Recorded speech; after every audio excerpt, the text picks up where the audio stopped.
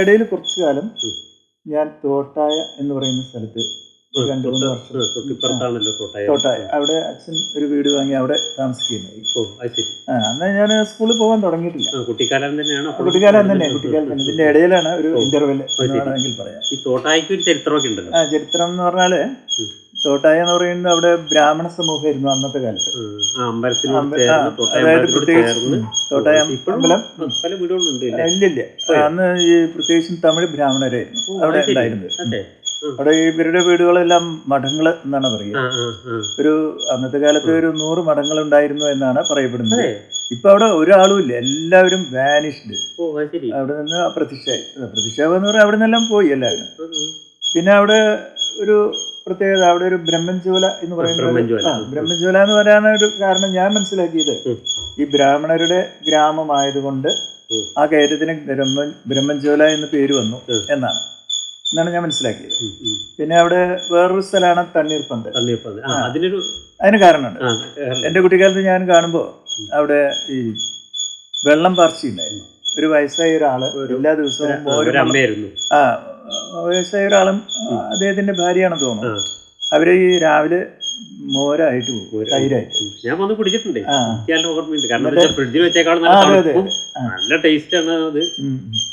മാത്രമല്ല അവിടെ ഒരു ഇതുണ്ടായിരുന്നു, ഒരു കിണർ, നല്ലൊരു കിണറുണ്ട്, ചെറിയൊരു ബിൽഡിംഗ് ഓടിട്ട് ചെറിയൊരു, പിന്നെ ഒരു ഇറക്ക് ഉണ്ടായിരുന്നു, ഇറക്കത്താണ്, ഇതെല്ലാം ഉണ്ടായിരുന്നു. അതുകൊണ്ടാണ് അവിടെ വന്നാൽ തന്നെ നമുക്ക് അറിയാതെ നമ്മളങ്ങോട്ട് പോയി. അവിടെ അപ്പൊ അവിടെ നല്ല പരിചയം. പിന്നെ ഞാനെന്താ വെച്ചാൽ ചെറിയ നമ്മുടെ വീട് വാക്കടയാണ്. അപ്പൊ അവിടേക്ക് വരുമ്പോ തച്ചമ്പാറ നടന്നിട്ടാ വരിക, ബസ്സൊന്നും ഇല്ലല്ലോ. അപ്പൊ ഇവിടെ വന്നാ നമുക്ക് മോര് കിട്ടും പറഞ്ഞ് ഞങ്ങളെ കെയിറ്റൊക്കെ ഓടിക്കേറി വരും.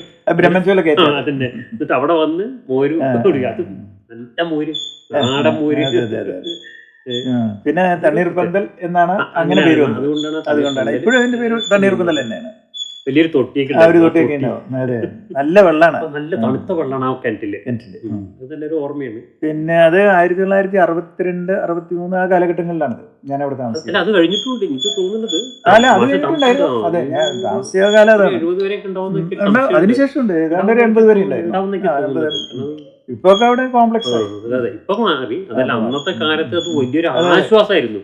കാൽനട യാത്രക്കാർ മുഴുവൻ വളരെ ഈ ഇറക്കത്താണ് ഇത് വെക്കുക. അന്ന് സാധനങ്ങളൊക്കെ ഏറ്റിക്കൊണ്ടിരുന്നു.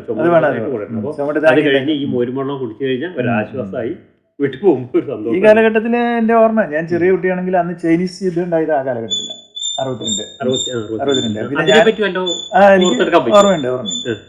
കുട്ടിയാണെങ്കിൽ കുട്ടിയാണെങ്കിലും അതായത് അന്ന് ഇവര് പത്രം വരുത്തിയിരുന്നു. അന്ന് അച്ഛനൊക്കെ പത്രം വരുത്തി. മാത്രമല്ല അവിടെ ഈ അത്യാവശ്യം നല്ല എഡ്യൂക്കേറ്റഡ് ആയിട്ടുള്ള സമൂഹം, ഈ ബ്രാഹ്മിൻസ്. അപ്പോൾ മാത്രമല്ല, ഞങ്ങൾ താമസിക്കുന്നതിന്റെ ഓപ്പോസിറ്റ് ഒരു റിട്ടയർഡ് റെയിൽവേ ഉദ്യോഗസ്ഥനായിരുന്നു, നമ്പ്യാർ. അദ്ദേഹത്തിന്റെ പേര് എനിക്കറിയില്ല, നമ്പ്യാർ എന്ന് മാത്രമേ അറിയൂ. നേരെ ഓപ്പോസിറ്റ് അദ്ദേഹത്തിന്റെ ഭാര്യയായിരുന്നു ഉണ്ടായിരുന്നത് അമ്മ. അല്ല, അമ്പലത്തിന്റെ അല്ല, ഇത് ഞങ്ങള് ഇപ്പുറത്ത് അമ്പലത്തിന്റെ അടുത്ത് തന്നെ ഇതൊക്കെ.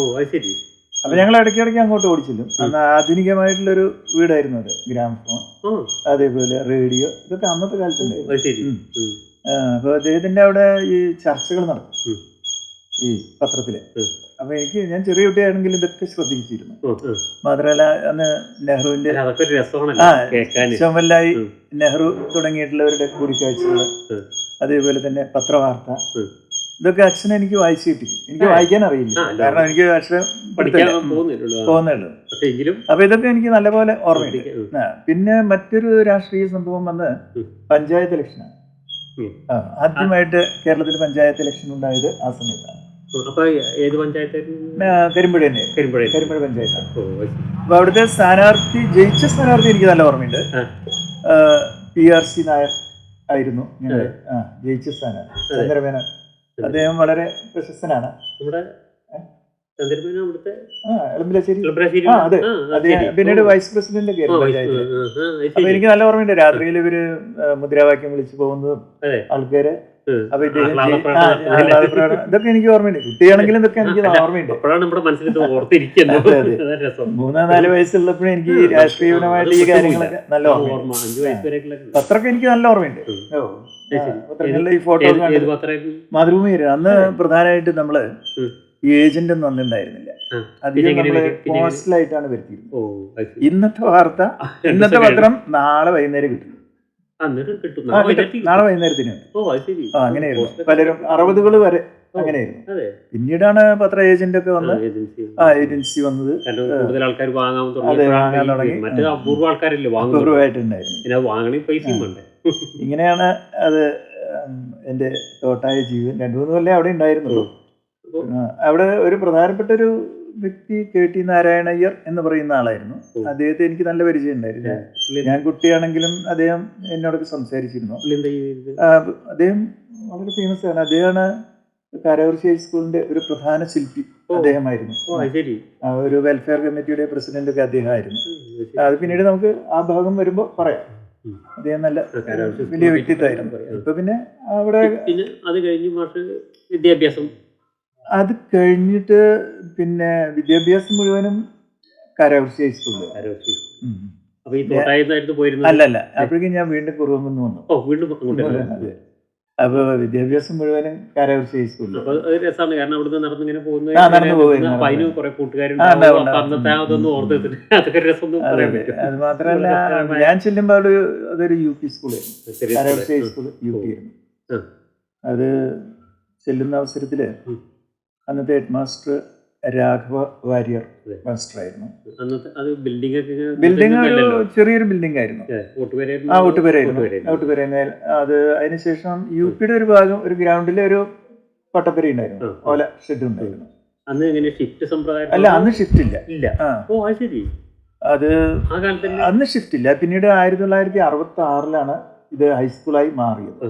അപ്പൊ കാരാകുറിശിയെ കുറിച്ച്, സ്കൂളിനെ കുറിച്ചൊക്കെ കൂടുതൽ ആ സന്ദർഭത്തിൽ പറയാമെന്ന് വിചാരിക്കുന്നു. നമ്മുടെ വിദ്യാഭ്യാസ കാലഘട്ടങ്ങളും കാര്യങ്ങളും ആ രസകരമായ കുറച്ച് നടന്നു പോകുന്ന വഴികളും ഒപ്പുള്ള കൂട്ടുകാർ. ഞങ്ങൾ നടന്നു പോയിരുന്നത് വലിയേട്ട വഴി ആയിരുന്നു. അന്ന് ഈ വലിയേട്ടയ്ക്ക് പോകുമ്പോ ആ 2 സൈഡിലും വലിയ വലിയ മരങ്ങളുണ്ടായിരുന്നു. അത് ടിപ്പു സുൽത്താൻ വെച്ചതാണെന്നാണ് അറിയപ്പെട്ടിരുന്നത്. അത് 72-ലോ മറ്റാണ് ഇതെല്ലാം മുറിച്ചു മാറ്റിയത്. വലിയ മരങ്ങളായിരുന്നു. ഒരുപാട് 2-3 ആൾക്കാർ പിടിച്ചാൽ പിടികൊള്ളുന്ന അത്രയും വലിയ മരങ്ങളായിരുന്നു. 2 സൈഡ് ഉണ്ടായിരുന്നു. ഓർമ്മയാണ് അത്രയും വലിയ വലിയ മരങ്ങളൊക്കെ. പിന്നെ ഹൈസ്കൂളായി. അതേക്കുറിച്ചൊക്കെ ചരിത്രം ഞാൻ പിന്നീട് പറയാം.